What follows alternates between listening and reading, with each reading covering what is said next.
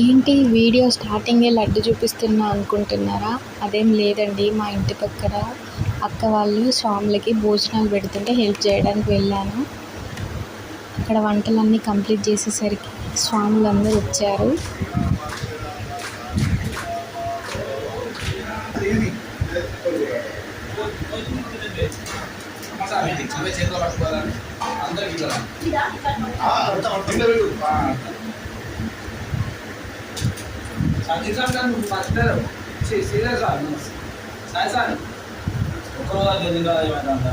స్వాములందరూ అలా దీవిస్తుంటే సాక్షాత్తు ఆ ఆంజనేయ స్వామి వచ్చి దీవించినట్టు అనిపించింది.